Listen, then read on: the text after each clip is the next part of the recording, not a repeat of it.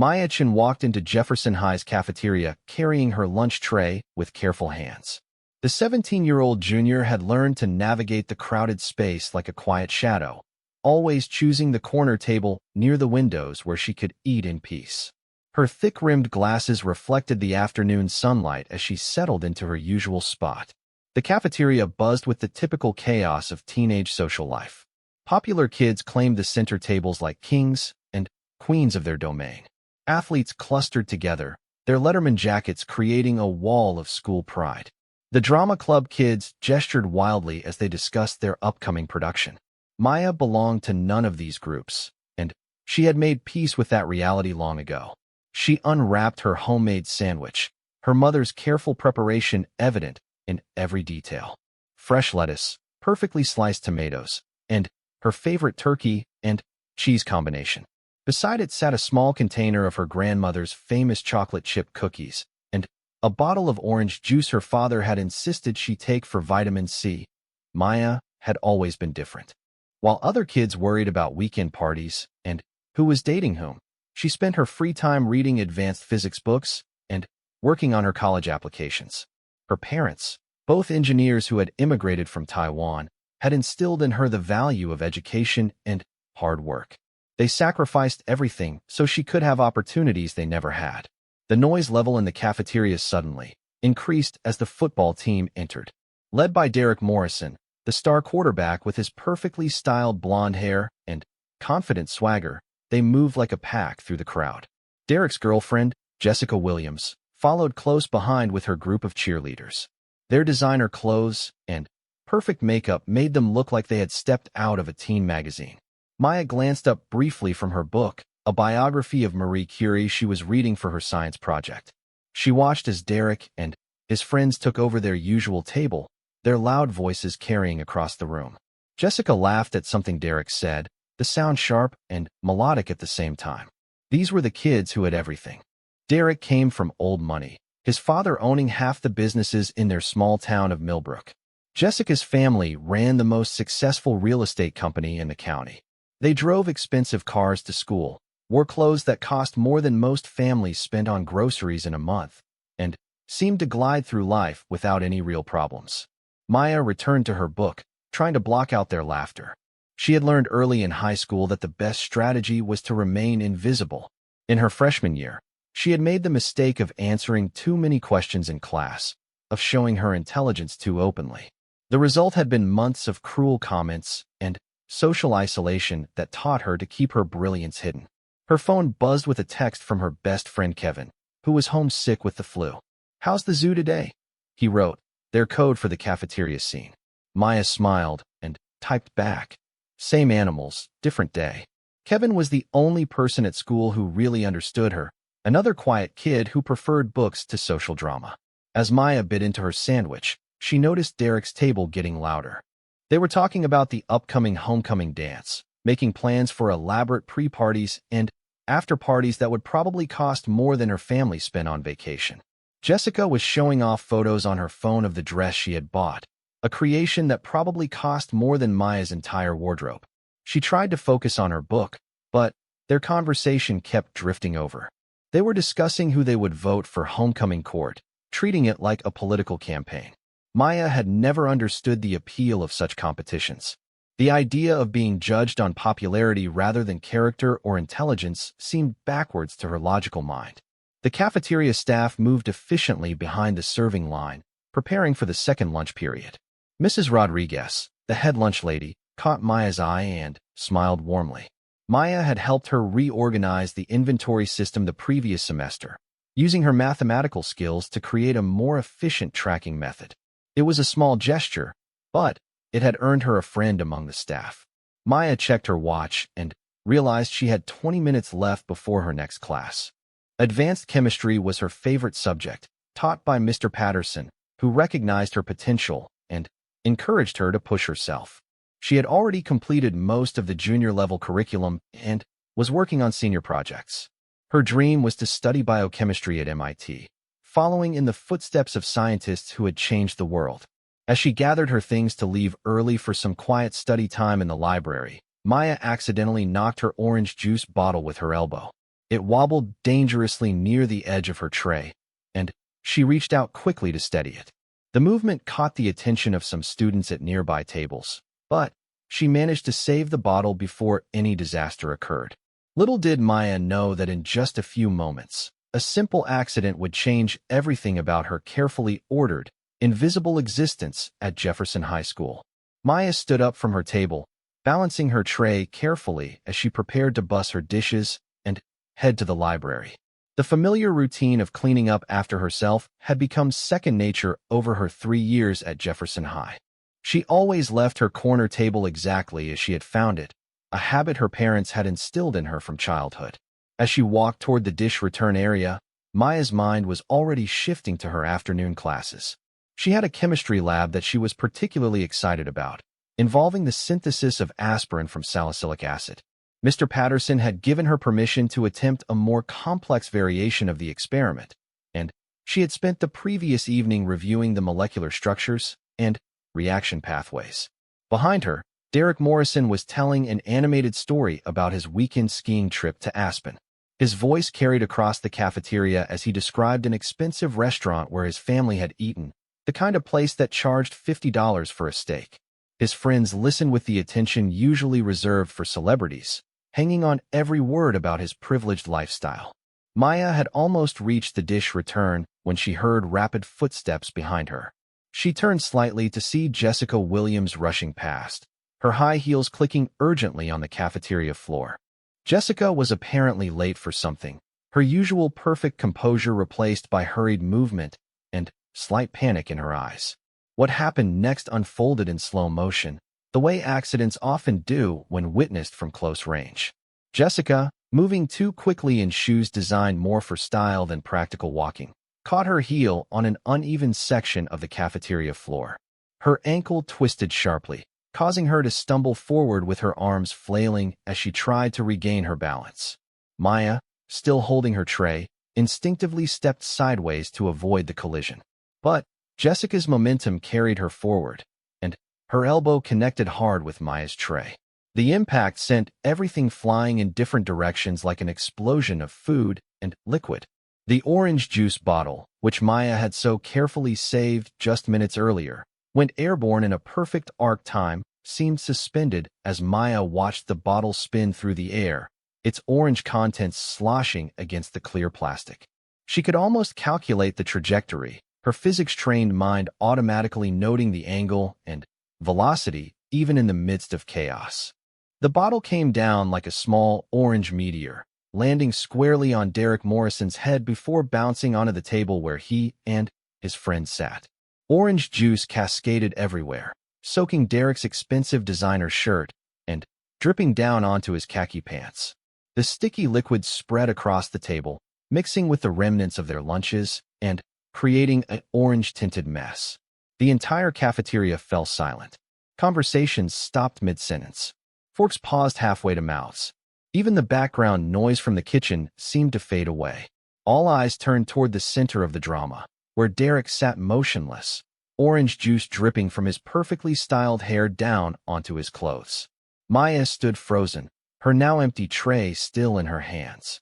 Her heart pounded so hard she could feel it in her throat. This was exactly the kind of attention she had spent 3 years carefully avoiding. The invisible girl had suddenly become the most visible person in the entire school. Derek's face went through a series of expressions in rapid succession. Then, confusion, as if he could not believe that someone like Maya could have disrupted his perfect world. Finally, anger began to build, his cheeks reddening as he wiped orange juice from his eyes. His friends sat in stunned silence, some with their phones already out to capture the aftermath of the incident. Jessica had managed to steady herself against a nearby table, her own face pale with embarrassment at having caused the chain reaction that led to this disaster. Maya found her voice, though it came out smaller than she intended. "I'm so sorry," she said, setting down her tray and reaching for napkins from a nearby dispenser. "It was an accident. Let me help clean this up." But Derek was already standing, his 6-foot frame towering over Maya's smaller stature. Orange juice continued to drip from his hair onto the floor, creating small puddles around his expensive sneakers.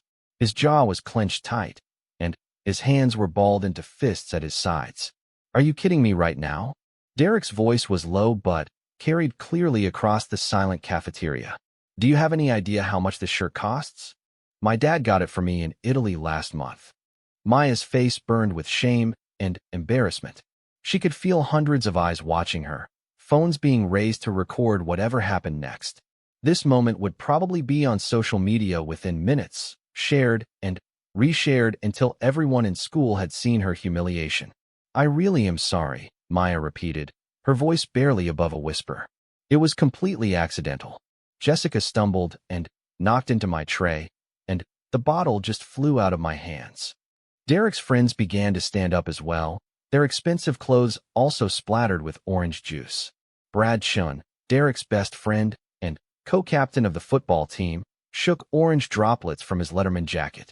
Madison Foster, Jessica's closest friend, looked down at her white designer jeans with horror as orange stains spread across the fabric. The tension in the cafeteria was thick enough to cut with a knife.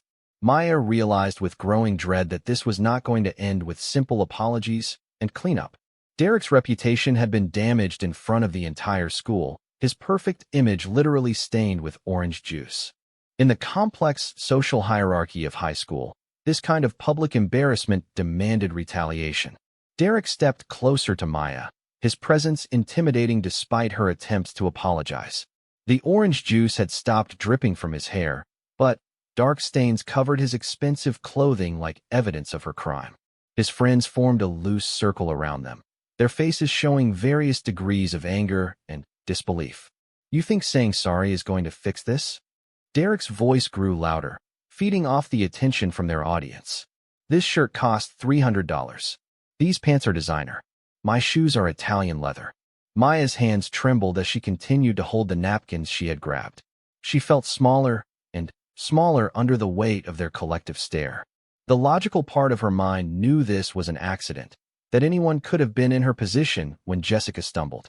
But the emotional part of her brain was flooded with shame and fear. I can pay for dry cleaning, Maya offered quietly, though she knew her part-time job at the local bookstore barely covered her own expenses. Her parents worked hard to make ends meet, and asking them for money to replace Derek's expensive clothes felt impossible. Bradshaw laughed, but there was no humor in the sound. Dry cleaning? Look at this mess. These clothes are ruined. Do you have any idea what it's like to lose something that actually matters? The word stung because Maya knew exactly what it was like to lose things that mattered. She had watched her parents sacrifice their own needs for her education. She had seen her father work double shifts at the factory so she could afford textbooks. She had observed her mother mend their old clothes rather than buy new ones so Maya could have school supplies. Madison Foster stepped forward, her voice dripping with condescension. Maybe next time you should be more careful where you're walking. Some of us actually care about how we look. Maya felt tears beginning to form behind her glasses. She blinked rapidly, determined not to cry in front of the entire cafeteria. Showing weakness now would only make things worse. The crowd around them was growing larger as students sensed drama unfolding. Derek raised his hand, and for a moment Maya thought he might actually strike her. Instead, he pointed his finger directly at her face, his own features twisted with anger and embarrassment. You know what? You're going to pay for this. All of it. Every single piece of clothing you ruined. That's not fair. A voice called out from behind Maya. She turned to see Kevin Martinez, a quiet sophomore from her chemistry study group, pushing through the crowd. Despite being younger and smaller than Derek, Kevin stepped up beside Maya with determined courage. It was obviously an accident. Anyone could see that. Derek's attention shifted to this new challenger, his eyes narrowing dangerously. Oh great, now the nerds are sticking together. What are you going to do about it, freshman? I'm a sophomore, Kevin corrected calmly, though Maya could see his hands shaking slightly. And I'm going to point out that you're bullying someone over an accident. That's not exactly quarterback leadership material. The insult hit its mark. Derek's face flushed an even deeper shade of red, and he took a step toward Kevin. The circle of students pressed closer, sensing that the situation was about to escalate beyond words. Maya's mind raced as she processed the developing confrontation. Her 3 years of careful invisibility were being shattered in real time. But, worse than that, Kevin was now in danger because he had tried to defend her. The guilt fear combined into something else entirely. Anger. "Stop it," Maya said, her voice stronger than it had been since the accident began. "Kevin, you don't need to get involved in this." "Derek, I said I was sorry and I meant it. But, you're right, I can't afford to replace your expensive clothes. And, honestly, they're just clothes." Derek whirled back toward her, his eyes wide with disbelief. "Just clothes? Do you have any idea who you're talking to? Do you know who my father is?" "I know exactly who your father is," Maya replied, feeling a strange calm settling over her. "He owns Morrison Industries. He sits on the school board. He donates money to build new football facilities while the science department uses textbooks from the 1990s. I know all about your family." The cafeteria had gone completely silent again. Students who had been moving around the edges of the drama stopped to listen. Even the lunch staff had paused their cleaning to watch the confrontation unfold. Derek's mouth opened and closed several times before he found words. "You think you're so smart, don't you? You think because you get good grades that makes you better than us." Maya adjusted her glasses and looked directly into his eyes. "I think intelligence matters more than expensive clothes. I think working hard for what you have means more than having it handed to you. And I think bullying someone over an accident says a lot more about your character than orange juice on your shirt says about mine." The words hung in the air like a challenge. Maya could hardly believe they had come from her mouth. 3 years of pent-up frustration with the school's social hierarchy. 3 years of watching people like Derek treat others as inferior. 3 years of keeping her opinions to herself had suddenly burst free. Derek's friends exchanged glances, uncertain how to respond to this unexpected defiance. Jessica, who had been standing silently since causing the original accident, looked uncomfortable as she realized her stumble had created this entire situation. Derek stepped even closer to Maya, close enough that she could smell his expensive cologne mixed with the orange juice. His voice dropped to a threatening whisper that somehow carried across the quiet cafeteria. "You just made the biggest mistake of your life." Derek's threatening words echoed in the silent cafeteria, but something unexpected happened. Instead of backing down, Maya felt a surge of confidence she had never experienced before. 3 years of hiding her true thoughts and abilities had created a reservoir of strength that was finally breaking free. "The biggest mistake of my life," Maya repeated, her voice growing stronger with each word. "I don't think so.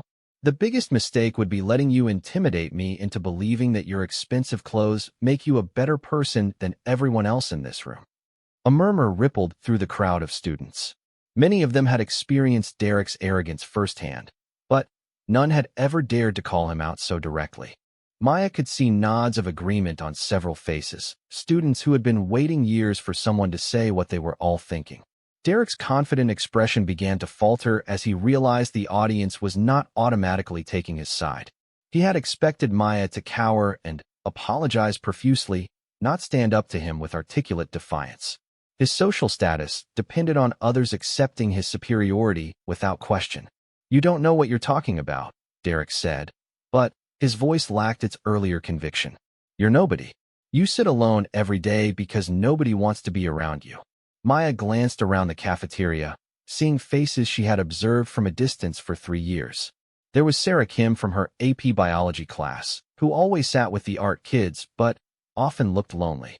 There was Marcus Johnson from the debate team, who kept to himself despite his obvious intelligence. There was Elena Rodriguez, whose family had immigrated from Mexico and who faced constant subtle discrimination despite her perfect grades. "You're right," Maya said, surprising Derek with her agreement. "I do sit alone. But you know what? I choose to sit alone rather than sit with people who measure their worth by how much their parents spend on their clothes." Kevin stepped closer to Maya's side, his earlier fear replaced by admiration for her courage. "She's not nobody," he said loudly enough for everyone to hear. "Maya Chin has the highest GPA in our entire grade. She's already been accepted to MIT with early admission. She volunteers at the community center teaching math to elementary kids. She helped Mrs. Rodriguez reorganize the entire cafeteria inventory system and saved the school thousands of dollars." Maya looked at Kevin in surprise. She had no idea he knew about her MIT acceptance or her volunteer work. She tried to keep her achievements private, knowing that academic success often made her a target for ridicule. Derek's face showed genuine shock for the first time. MIT? That's impossible. You're just some quiet Asian girl who reads during lunch. The casual racism in his words sent another wave of anger through Maya. Some quiet Asian girl, she repeated. Is that really how you see people? As stereotypes to dismiss. She turned to address the entire cafeteria, her voice carrying clearly across the space. For 3 years, I've listened to people like Derek talk about others as if they don't matter. The kids who don't have expensive clothes are worthless. The students who care about academics instead of social status are weird. Anyone who doesn't fit into their narrow definition of cool deserves to be ignored or mocked. More students were nodding now. Maya could see recognition in their eyes as she voiced experiences many of them had shared. The invisible boundaries that divided the cafeteria into separate social territories began to feel less permanent. But, you know what's really weird? Maya continued, feeling momentum building. Caring more about the label on your shirt than the kindness in your heart. Measuring your worth by your father's bank account instead of your own actions. Treating other people badly because you think expensive things make you special. Derek looked around desperately, realizing that his usual support system was crumbling. Even some of his own friends were looking uncomfortable with his behavior. Jessica had moved several steps away, clearly wanting to distance herself from the confrontation she had accidentally started. This is ridiculous, Derek said, his voice rising with desperation. I don't have to stand here and listen to this from someone who shops at thrift stores. You're absolutely right, Maya agreed. You don't have to stand here and listen. You could apologize for overreacting to an accident. You could clean up the orange juice and move on with your day. You could act like the leader you're supposed to be instead of like a spoiled child who didn't get his way. The suggestion hit Derek like a physical blow. In his world, backing down from a confrontation meant losing face. But continuing to escalate against Maya was making him look worse by the minute. He found himself trapped between his image and his increasingly obvious wrongness. Bradshen tried to come to his friend's rescue. Come on, Derek. Let's just go clean up and forget about this whole thing. But Derek's pride would not let him retreat so easily. No way. She humiliated me in front of the entire school. She's going to pay for that. He raised his hand again, this time clearly intending to push or strike Maya. The crowd gasped, and several students pulled out their phones to record what looked like an inevitable assault. Maya stood perfectly still, her hands at her sides, looking directly into Derek's angry face. She did not flinch or step backward. Her calm confidence in the face of his aggression made his threat look even more unreasonable. Go ahead, Maya said quietly. Hit me. Show everyone exactly who you really are. Derek's hand froze in midair as he realized the trap she had set. Striking her would end his football career, destroy his college prospects, and confirm everything she had said about his character. Not hitting her after making such a dramatic threat would make him look weak in front of his peers. In that moment of hesitation, something extraordinary began to happen in the Jefferson High cafeteria. The moment stretched like a taut wire ready to snap. Derek's raised hand trembled in the air while Maya stood motionless, her calm courage radiating through the silent cafeteria. Every student held their breath, waiting to see if the star quarterback would actually strike the quiet girl who had dared to challenge his authority. Then, something completely unexpected happened. Sarah Kim from the art table stood up, her chair scraping loudly against the floor. Maya's right, she called out clearly. Derek, you're acting like a spoiled brat over an accident. Her words broke the spell of tension. Marcus Johnson rose from his seat at the debate team table. Yeah, this is embarrassing to watch. You're supposed to be a leader. One by one, other students began to stand. Elena Rodriguez, Kevin Martinez, a dozen freshmen who had been watching nervously from the corner tables. Even some of Derek's casual acquaintances began to shift uncomfortably, their loyalty wavering as they witnessed his aggressive behavior. Derek looked around in growing panic as his social support evaporated before his eyes. The hand he had raised to strike Maya slowly lowered to his side as he realized that following through would turn him into a complete outcast. His reputation, carefully built over years of athletic success and family wealth, was crumbling in real time. This is insane, Derek muttered, stepping backward. You're all going to side with her over me? We're not siding with anyone, said Mrs. Rodriguez from behind the serving counter.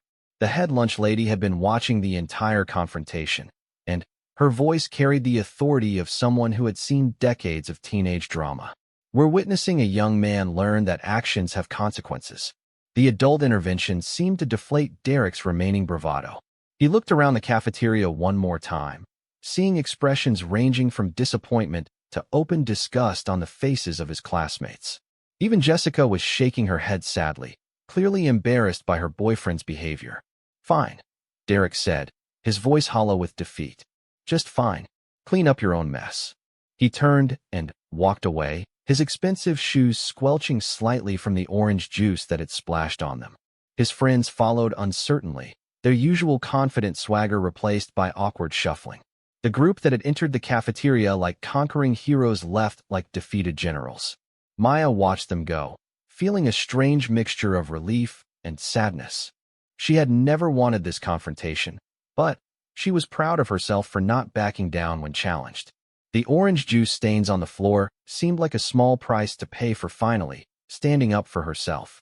Kevin appeared at her side with a handful of paper towels from the dispenser. "That was incredible," he said, his voice filled with admiration. "I can't believe you actually made Derek Morrison walk away." Other students began to approach, offering help with the cleanup and expressing their support. Maya found herself surrounded by classmates she had barely spoken to before, all of them eager to talk to the girl who had stood up to the school's biggest bully. Sarah Kim knelt down to help wipe up the orange juice, smiling up at Maya. "I've wanted to say something to Derek about his attitude for 2 years, but I never had the courage. Thank you for finally doing what we all wanted to do." Maya felt overwhelmed by the sudden attention, both positive and negative. Her carefully maintained invisibility was completely shattered, but she was surprised to discover that the alternative might not be so terrible after all. Mrs. Rodriguez approached with a mop and bucket, but also with a warm smile. "Mija, I've been working in this cafeteria for 15 years, and I've never seen anything quite like that. You handled yourself with dignity and grace."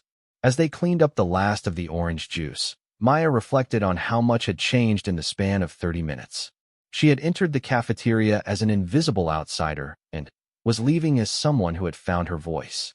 The accident with the juice had been embarrassing, but Derek's overreaction had revealed something important about the social dynamics at their school. Kevin walked with her toward the exit, both of them heading to their afternoon classes. "So what happens now?" he asked. "Derek's not going to forget about this." Maya adjusted her glasses and considered the question. "I don't know," she admitted.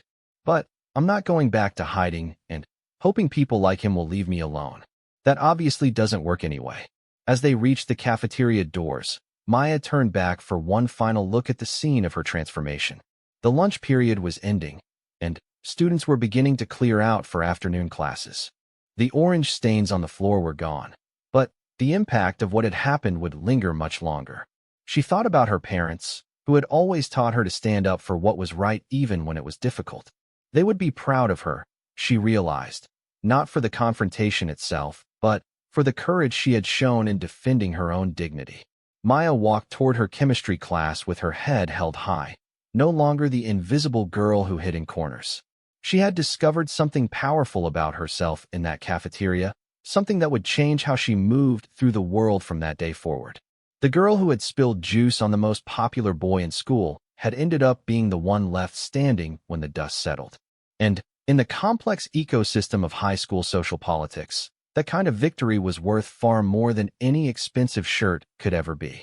Behind her, the cafeteria returned to its normal rhythm, but the students who had witnessed Maya's stand would remember this day for the rest of their lives. Sometimes the quietest voices, when finally raised, can change everything.